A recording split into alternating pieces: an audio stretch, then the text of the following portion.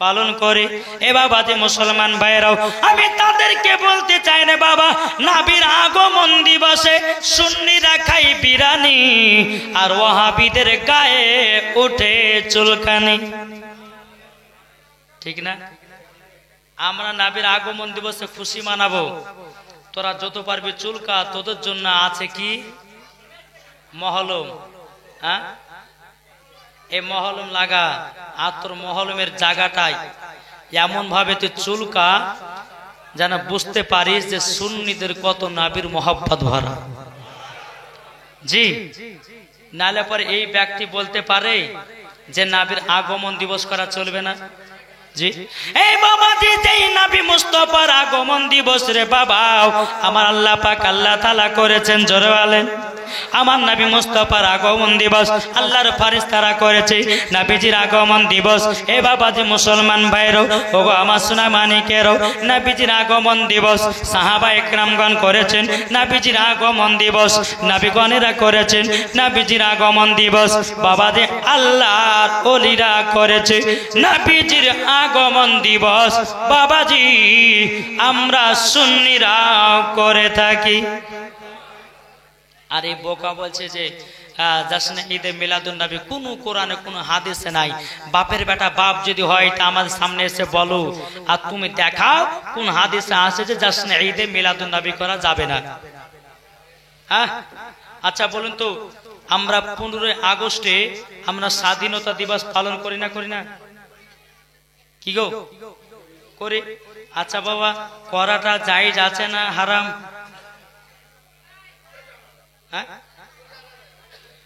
জায়েজ। হ্যাঁ, এটা ভালো করে বুঝেন। এখানে কিন্তু একটা জাশনে ঈদে মিলাদুন নবীর একটা পয়েন্ট ঢোকা আছে, যদি ভালো করে বুঝেন তো বুঝতে পারবেন। আমরা 15 আগস্ট কেন মানাই? এগুলো কিন্তু ওয়াহাবিত করে, দেওবন্দিত করে, লামাজাবিত করে, সুন্নিরা করে, বাবাজি হিন্দুরাও করে, সাঁওতালেরা করে, সব ধর্মের মানুষেরা 15 আগস্ট মানায় কি মানায় না? কেন মানায় জানা আছে? তাহলে শুনে নেন। 15 আগস্ট বাবা আমরা মানাই সেই দিনে, সেই তারিখে বাবাজি ইংরেজের হাত থেকে বাবা ভারতকে স্বাধীন করেছিল, ভারতকে বাবা স্বাধীন করেছিল। তার জন্য প্রত্যেকটা মানুষেরা 15 আগস্টে বাবাজি পতাকা উত্তোলন করে। এ বাবাজি মুসলমান ভাইয়েরও, তাইলে বলুন এই স্বাধীনতা দিবসে সবাই যদি পতাকা উত্তোলন করে বাবাজি মুসলমান, তাইলে বলুন আমার নবীজির আগমন দিবসে জাশনে ঈদে মিলাদুন নবী করা যাবে কি যাবে না? কি গো, 15 আগস্টে তুমি তারিখ ধরে করতেছো, আর আমার নবী মুস্তাফার তারিখ ধরে করা হয় 12 রবিউল আউয়াল। ঠিক না? ওরা তো হাতে ঝান্ডা লাই, পতাকা তুলে, আমরা কি করি? আমরা ঝান্ডালে বলে নারায়ে তাকবীর, আল্লাহু আকবার, নারায়ে রিসালাত, ইয়া রাসূলুল্লাহ। জাশনে ঈদে মিলাদুন নবী 12 রবিউল আউয়াল, আল কোরআনের আলো ঘরে ঘরে জ্বালো। এবং আমরা সুন্নিরা কি করি রে বাবা, ফজরের নামাজের পর আমরা মসজিদে একটা পতাকা উত্তোলন করে পতাকার সামনে পড়তে থাকি, কাবে কে বাদরুদ দাও তুম পে কারর দরুদ, তাইবা কে শামসুদুহা তুম পে কারর দরুদ। করি না? এটা আল্লাহর ফেরেশতারাও আমার নবীর প্রতি সালাতু সালাম পড়েছে, জোরে বলেন। আর ইয়ারা বলে বাবা কোন হাদিস করো না, ধরে পাই না। একটা কথা বলবো আপনাদেরকে বাবাজি, দেখেন একটা ছেলে বিয়ে করেছে, বিয়ে করার পর বৌমা তার শাশুড়ি বলেছে বৌমা এক কলসি পানি ভরে নিয়ে এসো। পানি ভরতে গেছে নতুন বৌমা, কল চিপে চিপে পানি ভরেছে, কানের দুল বাবা কলসির ভিতরে পড়েছে। বৌমা হাত ভরেছে কলসির তলাতে, কলসির তলাও নাই দুলও নাই। কলসিটা বাড়িতে নিয়েছে, শাশুড়ি বলছে বৌমা তোমার কানের দুল গেল কোথায়? বলে আম্মা কলসির ভিতরে পড়েছে। কলসি ভিতরে পড়েছে, বলে পাওনি? বলে হাত ঢুকিয়েছি, কলসির তলাও নাই দুলও নাই। শাশুড়ি মা হাত ভরেছে, কলসির তলাও আছে দুলও আছে। তাহলে এই জায়গাতে বুঝলেন কি বৌমার হাত ছোট কলসির তলা পর্যন্ত হাত যায়নি বলে তলাও পায়নি তুলো পায়নি। যারা বলে নবীর প্রতি দুরূদ পড়া যাবে না, যারা বলে জাশ্নে ঈদে মিলাদুন নবী করা যাবে না, যারা বলে জাশ্নে ঈদে মিলাদুন নবীতে মিলাদ করা চলবে না, আসল কথা বাবা তাদের জানা নাই, আর ওই পর্যন্ত তারা হাত পৌঁছায়নি, তার জন্য ধরে পায়নি। আরে বোকা, হাদিস যদি জানতে হয় সুন্নিদের কাছে এসো, হাদিস যদি জানতে হয় সুন্নিদের কাছে বসো, হাদিস যদি জানতে হয় সুন্নিদের কাছে ভালোবাসা করে জানো জাশ্নে ঈদে মিলাদুন নবী কোথায় আছে। নাকি বলছে? তো বাবাজি মুসলমান সোনা মানিক, আসুন আমরা সকলে জাশ্নে ঈদে মিলাদুন নবী পালন করব না, করব না? আমার মায়েদেরকে বলে, মা বোন জাশ্নে ঈদে মিলাদুন নবীতে কি করবেন? ও মা খালাম, জাশ্নে ঈদে মিলাদুন নবীতে আপনি করবেন বিরিয়ানি, পোলাও, সুন্দর সুন্দর খাবার। ও মা জাননী, নতুন নতুন পোশাক পরবেন। এ ভাইরা জাশ্নে ঈদে মিলাদুন নবীতে আপনারাও নতুন নতুন পোশাক পরবেন, আনন্দ করবেন। আল্লাহ পাক আল্লাহ তাআলা বলছো, আমার বান্দা বান্দিরাও, বছরে আমরা কটা মাস পাই? 12টা না? আচ্ছা, 12 মাসের মধ্যে সব থেকে মেন মাস এই দেখেন, দুই কলটি দুইটা, এক বলছে রবিউল আউয়াল, এক বলছে রমজান মাস। উনিও ঠিক বলেছে, ইনিও ঠিক বলেছে নাকি? তবে আমি একটা কথা বলবো রে ভাই, আমার নবী যদি দুনিয়াতে না আসতো রমজান মাস পেতাম কি গো? নবী যদি না আসতো আমরা কি 5 ওয়াক্ত নামাজ পেতাম? নবী যদি দুনিয়াতে না আসতেন কোরআন কি পেতাম? নবী যদি দুনিয়াতে না আসতেন বাবাজি আমরা দুনিয়ার কোন জিনিসকে পেতাম না। আল্লাহ পাক আল্লাহ তাআলা হাদিসে কুদসির মধ্যে বলতেছে, লাউলা মুহাম্মাদুন ওয়া উম্মতুহু, আমার আল্লাহ বলতেছে নবী এবং তার উম্মতকে যদি দুনিয়াতে না পাঠাতাম, লামা খলাকতুল জান্নাহ, আমি জান্নাতকে বানাতাম না, ওয়ালান নাহার, আমি দিনকে বানাতাম না, ওয়ালাল কমার, এবং আমি তারাকে তৈরি করতাম না, ওয়ালা শামস, এবং আমি সূর্যকে বানাতাম না, ওয়ালা মুরসাল, আমি সম্মানীয় ব্যক্তিকে বানাতাম না, ওয়ালা ইয়াকা, এ মুসা নবী তুমি শুনে রেখে দাও, আমার নবী তার উম্মতকে যদি তৈরি না করতাম, এ মুসা নবী তোমাকেও তৈরি করতাম না। তাইলে 12 মাসের মধ্যে মেন মাস হলো 12 রবিউল আউয়াল। জোর হবে না? 12 রবিউল আউয়াল। বাবাজি মুসলমান, এ সোনা মানিকেরও, আল্লাহ পাক আল্লাহ তাআলা বলতেছে, আমার বান্দা বান্দিরাও, তোমরা 12 রবিউল আউয়ালে যত টাকা খরচা করবে, মানুষজনকে বিলি করবে, আল্লাহ বলছে হিসাব নিব না। আর তুমি যে 10 মাস রমজান মাস 12 রবিউল আউয়ালে টাকা খরচা করলে আল্লাহ হিসাব লাই নাও, তার 10 মাসে যদি আপনি 1 টাকা খরচা করেন তাই হিসাব দিতে হবে। হিসাব দিতে হবে কাকে?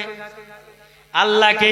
আল্লাহ বলছে বান্দা আমি তোমাদেরকে অফার দিয়ে দিয়েছি, রবিউল আউয়াল রমজান মাস যদি তোমরা খরচা করো 5 টাকা 10 টাকাও, আমি তোমাদের ওই টাকার হিসাব নেব না। তাহলে আমরা কত ছেড় পেয়েছি গো, না পাইনি? জি, এই যে আমার যুবক ভাইরা প্যান্ডেল বানিয়েছে, লাইটিং সাজিয়েছে, কত সুন্দর বাবাজি আপনার সাজগুজ করিয়েছে, এই যে টাকাটা খরচা হয়েছে, অন্য মাসে যদি হতো তা আল্লাহকে হিসাব দিতে হতো না, হতো না? কিন্তু জাশ্নে ঈদে মিলাদুন নবীর উপলক্ষে করছে, আল্লাহ বলতেছে তাকে হিসাব লাগবে না। জোরে বলেন জি। তাহলে বাবাজি আমরা 12 রবিউল আউয়াল মাস পেয়ে খুশি না বেজার? এটা জোরে বলেন। তাই কো বলতেছে, জন্ম আমার নবী যোগে হলে কেমন হতো। জোর হবে না? আচ্ছা, গজাল বললে কি আপনাদের কষ্ট হয়েছে বাপ?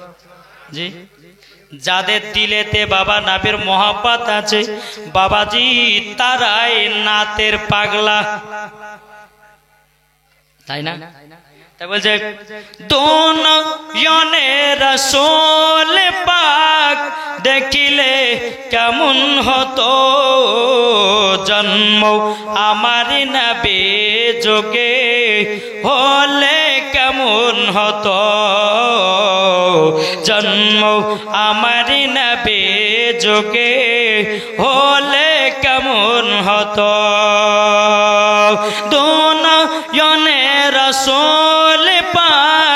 দেখিলে কেমন হতো জন্ম আমার নবী যোগে হলে কেমন হতো যেরকম সুবহানাল্লাহ। এ সোনা মানিকেরা ও মা খালা শুনে জন্ম রাতের বেলায় মা জননীরাও আল্লাহ পাক আল্লাহ তাআলা বলছো গো আমার বান্দা বান্দিরাও তোমাদের দিলে যদি নবীজির এক বিন্দু যদি মহব্বত থেকে যায় আমার আল্লাহ বলছে মরার পরে জান্নাতে দেওয়া হবে। এ বাবা যে মুসলমান ভাইরাও এ সোনা মানিকেরা তাই আমার আল্লাহ বলতেছে বলো গো আমার বান্দা বান্দিরাও তোমরা নবীজির আগমন দিবসে খুশি মানাও, তোমরা নবীজির সুন্নাতকে মেনে চলো, তোমরা 5 ওয়াক্ত নামাজ পড়ে নাও। আমার আল্লাহ পাক আল্লাহ তাআলা বলছে মরার পরে ওই ব্যক্তি জান্নাতি। জোরে বলুন না সুবহানাল্লাহ। চলুন জীবনের দিকে যাই নাকি। প্রথম আসমান নাই, জমিন নাই, পাহাড় নাই, পর্বত নাই, সর্বপ্রথমে আমার আল্লাহ নূর দিয়ে নবীকে বানালেন। নবীকে বানালেন। আল্লাহ যখন নবীকে বানালেন আসমান ছিল না, জমিন ছিল না, পাহাড় পর্বত নদী নালা জান্নাত দোজখ জাহান্নাম ফারিস্তা মানুষ জিন কোনো জিনিসই ছিল না। প্রথম আমার নবীকে নূর করে বানালেন। আর সে মুআল্লাতে জোরে বলেন নূর করে বানিয়েছে আল্লাহ পাক আল্লাহ তাআলা নবীজির নূরের সামনে। জোরে বলুন বাবা যে মুসলমান ভাইরাও এ সোনা মানিকেরাও ওগো আমার আব্বাজি মুসলমান ভাইরাও আল্লাহ পাক আল্লাহ তাআলা বলতেছে বলো ওগো আমার বান্দা বান্দিরাও তোমরা শুনে রেখে দাও। এ বাবাজি আমার নবীজির নূরটাকে যখন বাবা তৈরি করা হলো, তৈরি করার পরে আমার নবী বলতেছে লা ইলাহা ইল্লাল্লাহ, আল্লাহ বলতেছে মুহাম্মাদুর রাসূলুল্লাহ। জোরে বলুন না সুবহানাল্লাহ। আল্লাহ বলতেছি বলো গো হাবিব হাবিব আপনাকে আমার এত মন চাইছে দেখতে নবী গো তানো তোমাকেই দেখে যায়। এই বোকারা কি বুঝবে রে বাবা যে আমার আল্লাহ নবীকে এতই মহব্বত করেছে রে বাবা। নবী দুনিয়াতে আসে নাই লামাকাতে বাবা, আল্লাহ আর নবীর কথা চলতেছে। এ বোকারা পড়বে কতি পাবে কতি পড়লে তো পাবে। যখন বাবা এই কথা বলা আল্লাহ বলছে হাবিব হাবিব গো আমাদের দুজনের মধ্যে মেল কত জানেন? নবী আমার বলছে আল্লাহ কেমন মেল? জোরে বলবেন না। নবী বলছে আল্লাহ কেমন মেল? আল্লাহ বলছে বলে হাবিব গো আপনার নাম দিয়া হলো 12টা অক্ষর, আমার নাম দিয়া হলো 12টা অক্ষর। আপনার নামে কোনো ভেজাল নাই, আমার নামে কোনো ভেজাল নাই।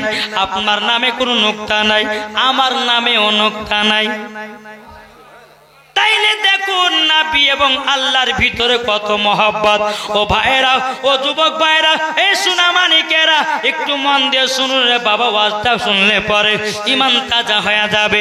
বেরাদর ইসলাম মুআদ্দাস সাবানিকরাম এই সোনা মানিক আমার আল্লাহ পাক আল্লাহ তাআলা বলতেছে বলো গো আমার নবীজি ওগো নবীজি সর্বপ্রথমে আপনাকে বানালাম, আপনার নূর দিয়ে সারা জাহানটাকে আল্লাহ বলে আমি পয়দা করব।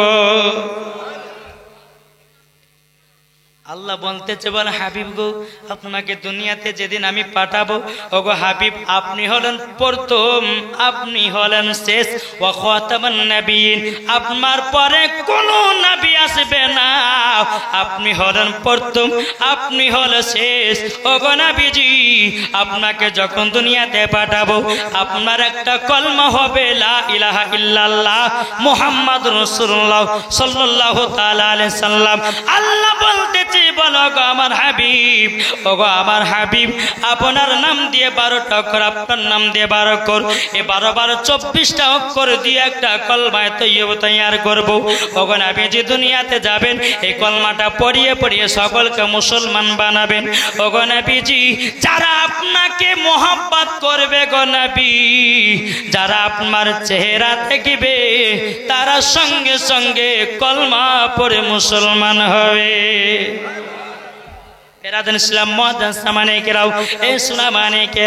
আমার আল্লাহ বলছে, বল হাবিব গো, আমি বান্দাদেরকে দিব দিনে 12 ঘন্টা, রাত্রে দিনে 12, রাত্রে 12 12 কত? আল্লাহর নাম কত? এই আল্লাহর নাম 12, আমার কথাটা বুঝেন, দিনে কত, রাতে 12। আল্লাহর নামে অক্ষর কটা? নবীর নামের অক্ষর কটা? তাইলে বাবাজি আল্লাহর নামে 12টা অক্ষর, নবীর নামে 12টা অক্ষর। বাবা দিন দিয়েছে 12 ঘন্টা, রাত দিয়েছে 12 ঘন্টা, রাত দিন মিলিয়ে ঘন্টা হলো 24। আমার নবী আল্লাহর নাম মিলিয়ে হলো 24। আল্লাহ বলতেছে, বল হাবিব গো, আপনাকে দুনিয়াতে পাঠাবো, সেটাও হবে 12 রবিউল আউয়াল। আমার বান্দারা জানো বুঝতে পারে আমার নবীর সাথে, আল্লাহর সাথে নবীর মেল, নবীর সাথে দিনের মেল। এই বোকারা তো বুঝে না। বাবাজি মুসলমান, আল্লাহ বলতেছে, বলো ওগো আমার হাবিব, ওগো হাবিব, দুনিয়াতে যখন আপনাকে পাঠানো হবে, ওগো নবীজি, ও নবী গো, আপনি দুনিয়ার ভিতর যখন সর্বপ্রথম আসবেন, আপনাকে সবাই দেখে কলমা পড়বে। আর আমি যাদের কপালে ইসলাম মেরে দিয়েছি, আমার নবী গো, আপনি তাদের কাছে ইসলামের দাওয়াত নিয়ে যাবেন, আপনাকে অপমান করবে, আপনাকে কত কষ্ট দিবে, তারা কোনদিন কলমা পড়বে না, তারা কাফের কাফেরই থাকবে। নবীকে বাবা নূর করে বানানোর পরে বেরাদার ইসলাম মুআদ্দাস সাবানি কিরাম, এ সোনা মানিকেরাও, আল্লাহ পাক আল্লাহ তাআলা আসমান জমিনকে মাত্র 6 দিনে বানিয়েছে। কদিনে? 6 দিনে আসমান জমিনকে আল্লাহ 6 দিনে বানিয়েছে। আল্লাহর পবিত্র কোরআনের কথা জোরে বলেন সুবহানাল্লাহ। তো বাবা নবীর নূর প্রথম ভালো করে বুঝবেন, প্রথমে কি বানালেন? জি, নূর। তারপরে আসমান জমিনকে বাবাজি বানালেন মাত্র 6 দিনে। কদিনে? আসমান জমিন যখন বানানো হলো, বাবা জান্নাত দোজখ বানানো হলো, তারপরে ফারিস্তাদেরকে বানানো হলো। বাবা ফারিস্তাদেরকে বানানোর পরে আল্লাহ বলতে চায়, ফারিস্তাও আমি দুনিয়াতে একটা প্রতিনিধি পাঠাবো। বাবা সব ফারিস্তা বলছে, আল্লাহ গো, ওগো রব্বুল আলামিন, প্রতিনিধি কেন পাঠাবেন? বাবা প্রতিনিধি মানে হলো হযরতে আদম আলাইহিস সালাম। জোরে বলুন না সুবহানাল্লাহ। বাবাজি মুসলমান ভাইরাও, এ সোনা মানিকেরাও, আল্লাহর ফেরেশতারা বলতেছে, বলে আল্লাহ গো, আপনাকে দুনিয়াতে আদম পাঠাতে হবে না, আপনাকে দুনিয়াতে আদম পাঠাতে হবে না। আল্লাহ গো, যদি আপনি আদম পাঠান দুনিয়াতে, মার ঝামেলা করবে, রক্তপাত ঘটাবে, আপনার ঠিকভাবে ইবাদত করবে না। ও আল্লাহ, আপনার যতগুলি ইবাদত আছে গো আল্লাহ, আমরা সমস্ত ইবাদত একের পর এক সব করে নেব। আল্লাহ গো, আপনি আদম পাঠাবেন না। আল্লাহ পাক আল্লাহ তাআলা বলে, ইন্নী আলামু মা লা তা'লামুন, বলতেছে, বলে এ ফেরেশতা, আমি যেটা জানি তোমরা সেটা জানো না। আদমকে তৈরি করার জন্য 4 জন ফেরেশতাকে পাঠানো হয়েছে। এই ঘটনা শুনেছেন না শুনেননি? জি শুনেছেন না? বলবো? হ্যাঁ, গোড়া থেকে শুনলে পরে একটু মজা লাগে, বুঝতে পারবেন। জি, আল্লাহ পাক আল্লাহ তাআলা 4 জন ফেরেশতাকে ডাকলেন। ইসরাফিল, মেকাইল, ইসরাইল, জিবরিল আমিন, চারজন ফেরেশতা ডাকেন, এই ফেরেশতা, এই ইসরাফিল যাও, দুনিয়ার মুখ থেকে এক মুষ্ঠ মাটি নিয়ে এসো, আমি আদম তৈরি করব। জোরে বলেন। হযরত ইসরাফিল আলাইহিস সালাম বাবাজি দুনিয়াতে আসলেন।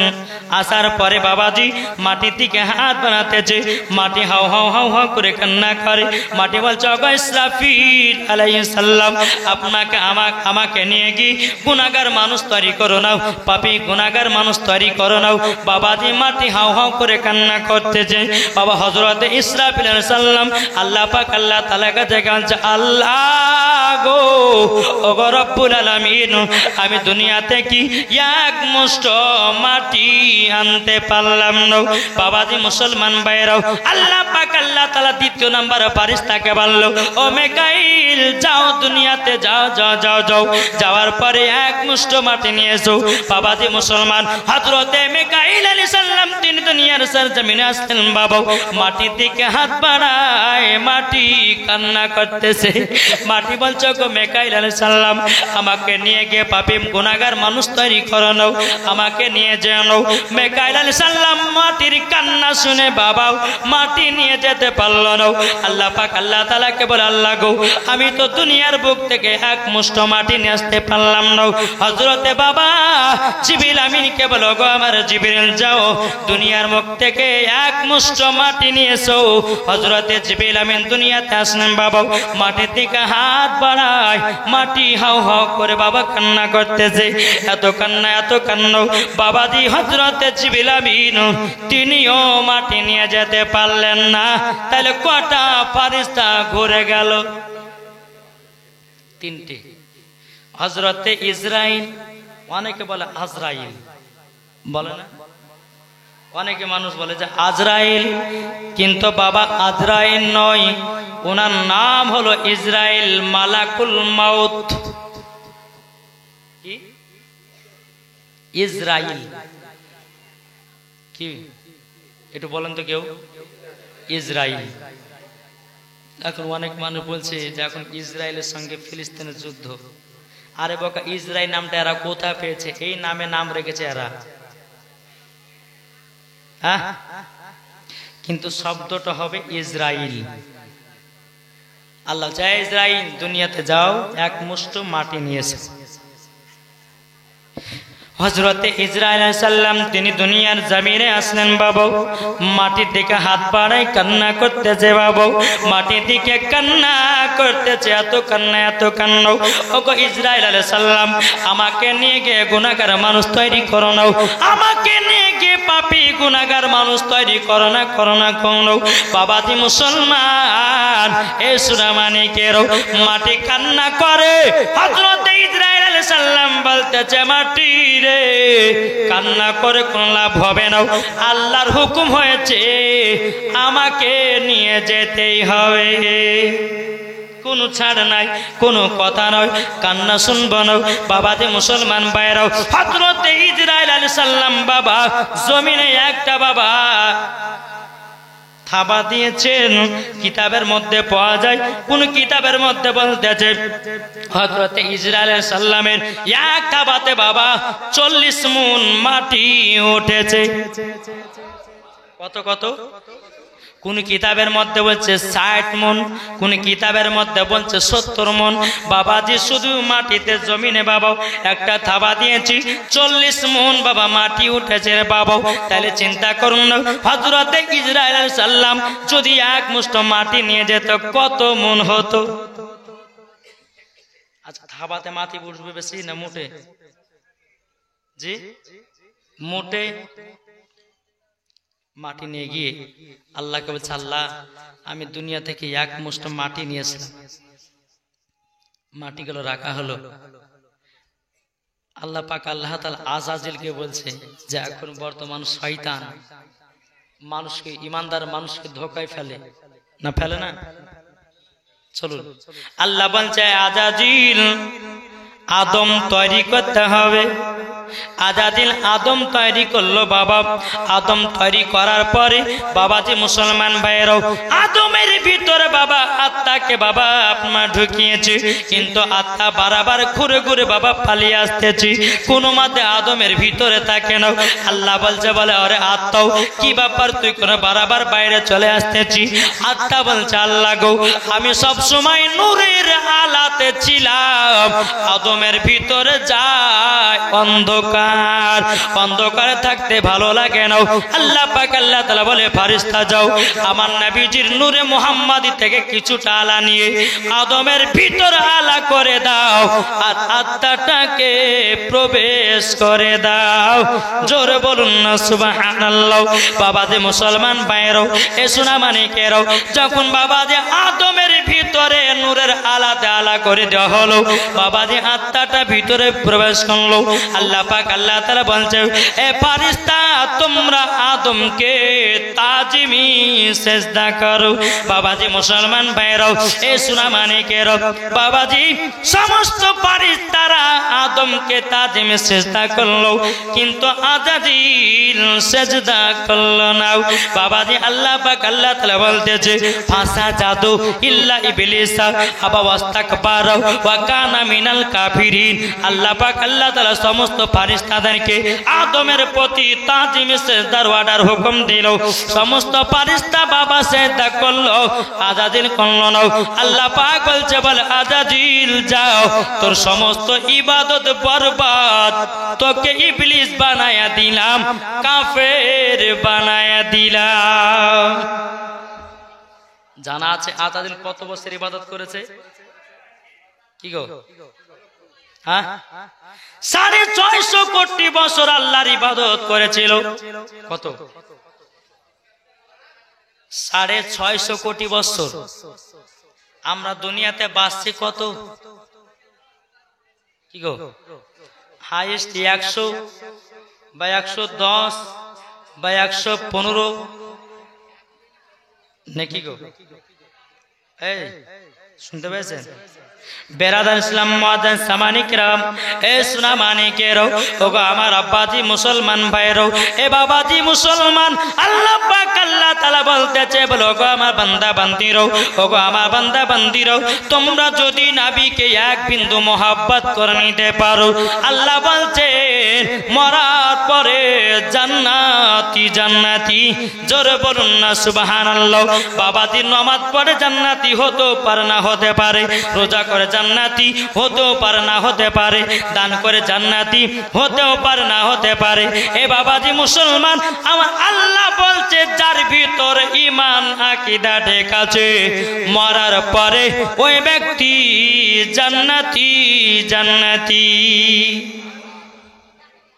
আল্লাহ নামাজ পড়ে হুকুম দিয়েছে, তাই বলে কালকে নামাজ পড়ে ছেড়ে দেন না। আরে মৌলানা ওবায়দুল ইসলাম জামালি এসেছিল, ভুলে গেছে নামাজ পড়লে জান্নাতি না হতেও পারে না হতে পারে, তো পড়ে লাভ কি? বলবে কি বলবে না? ঈমান আকীদা ঠিক করো, নামাজ পড়ো, ওই নামাজ আল্লাহর দরবারে কবুল হবে। এখন কেউ বলছে নামাজ পড়তে পড়তে এখন যদি বলে নবীর প্রতি দরুদ পড়া যাবে না নামাজ কবুল হবে। কি গো? কেউ যদি বলে নামাজ পড়ছে বলতেছে নবীর জশ্নে ঈদে মিলাদুন নবী করা যাবে না, আর নামাজও বেকার রোজাও বেকার, ঠিক না? আমি বলতে চাইলাম ঈমান আকীদা ঠিক করো, নবীর প্রতি মোহাব্বত আগে করো, নামাজ পড়ো, নামাজ কাজে দেবে, রোজা করো, রোজা কাজে দিবে। বাবাজি মুসলমান ভাইয়েরও এ সোনা মানিকেরও সব বাবাজি কাজে দিবে যার ভিতর ঈমান আকীদা ঠিক আছে। মরার পরে ওই ব্যক্তিকে আল্লাহ জান্নাত দিয়ে দেবে। ইবলিস শয়তানে বাবা 650 কোটি বছর ইবাদত বরবাদ কিসের কারণে? জি তাজিম সিজদা। এটা আদমের প্রতি সিজদা ছিল না, এই সিজদাটা ছিল আমার নবী মুহাম্মদ রাসূলুল্লাহ সাল্লাল্লাহু আলাইহি সাল্লামের তাজিম সিজদা। আজাদের বলছে আল্লাহ কেন আমার সব বরবাদ হয়ে গেল? আল্লাহ বলছে বলে আরে আজাজিল তোকে আদম বানাতে দিলাম, আদম বানানি কেন তুই আদমের কাছে সিজদা করলি না? বাবা আজাদের বলছে বলে আল্লাহ গো আমি নিজের হাতে বানালাম, কেন তার কাছে মাথা নত করব? কেন করব, কেন মাথা নিচু করব? আল্লাহ পাক আল্লাহ তাআলা বলছে, আরে আজাজিল, এটা আদমের প্রতি সিজদা নয়, এটা নবী মুহাম্মদ রাসূলুল্লাহ সাল্লাল্লাহু তাআলা আলাইহি সাল্লামের প্রতি তাজিমি সিজদা। বাবাজি মুসলমান ভাইরাও, তবু বাবা আজাজিল কোন মতে সিজদা করল না। আল্লাহ বলছে, যা তোকে কাফের বলে ঘোষণা করে দিলাম, ইবলিস বলে ঘোষণা করে দিলাম, তোর সব ইবাদত বরবাদ হয়ে গেল। বাবা হাদিস শরীফের মধ্যে পাওয়া যায়, এই আজাজিল এত আল্লাহর ইবাদত করেছিল রে বাবা, তার সিজদা গলে যদি জমিনে বিছিয়ে দেওয়া হয়, সিজদা তার জমিনে আটবে না। তাহলে চিন্তা করেন, শুধু একটার কারণে তার ইবাদত বরবাদ, নবীকে সম্মান দিল না। নবীকে সম্মান দিল না। আচ্ছা, আমরা নামাজের শেষে ফজর নামাজ পর আমরা নবীকে সালাত ও সালাম পড়ি কি পড়ি না? জি পড়ি। কি বলি? ইয়া নবী সালামু আলাইকা ইয়া রাসূল, পড়ি কি পড়ি না? পড়ি। কেন? ভালোবাসি, সম্মান।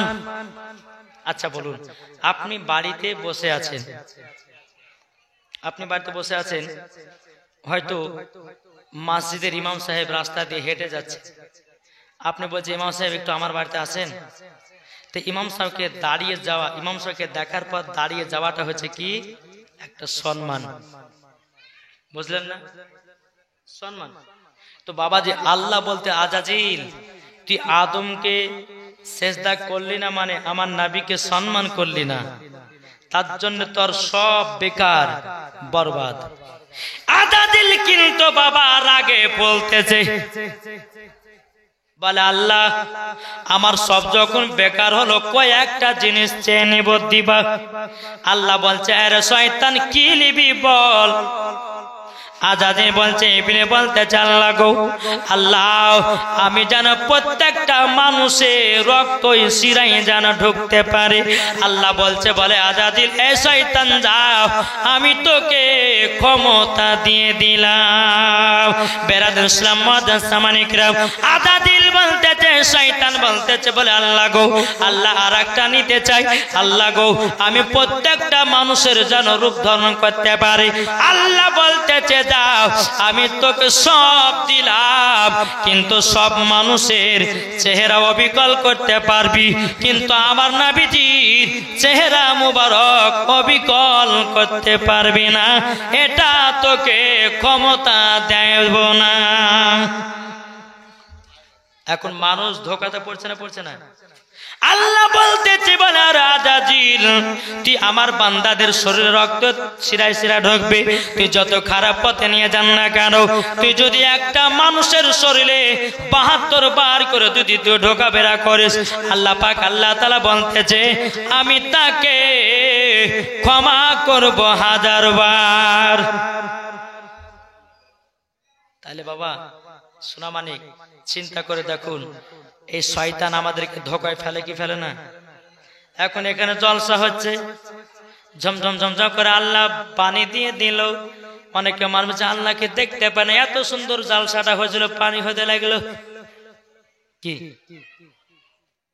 বলে, কি বলে না? অনেকে মানুষ বাবাজি কি করে, ফজরে আজান দিচ্ছে, মুয়াজ্জিন সাহেব হাইয়া আলাস সালাত, ইমাম আর মুয়াজ্জিন চালা মসজিদ, জ্বালাস না ভোরবেলা, এখন আমাদের ঘুম পাড়ার পালাও, বিছানা শুয়ে আছেন, এই যাচ্ছি এই যাচ্ছি যাচ্ছি, এই করতে করতে বাবাজি সকালবেলা দেখছেন যে শ্রীকাশে উঠে গেছে, যা ফজর নামাজটা কাজা। এটাই হচ্ছে শয়তানের কি ধোকা। বাবাজি মুসলমান, এ সোনা মানিকের গো মা কালা, আপনাদেরকে শয়তানে ধোকা দেয়।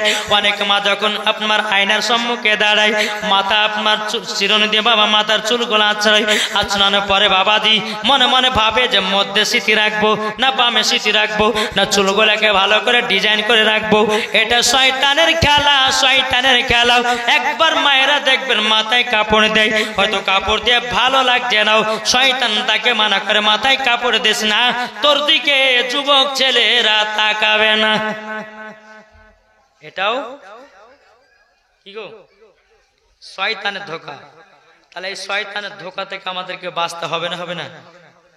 শয়তানের ধোঁকা থেকে বাঁচতে চান তো একটাই আমল করবেন, 24 ঘন্টা আমল, সেটা হচ্ছে আস্তাগফিরুল্লাহ রব্বি মিন কুল্লি জামবি ওয়া আতুবু ইলাই ওয়ালা হাওলা ওয়ালা কুওয়াতা ইল্লা বিল্লাহিল আলিউল আযীম।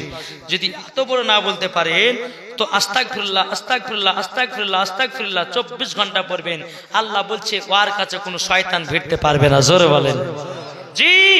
যদি সঠিকভাবে আমল করতে পারেন ইনশাআল্লাহ, খোদার কসমকে বলতেছি, তার কাছে শয়তান ভিড়তে পারবে না, তাকে ধোঁকাও দিতে পারবে না। বাবাজি যাই হোক।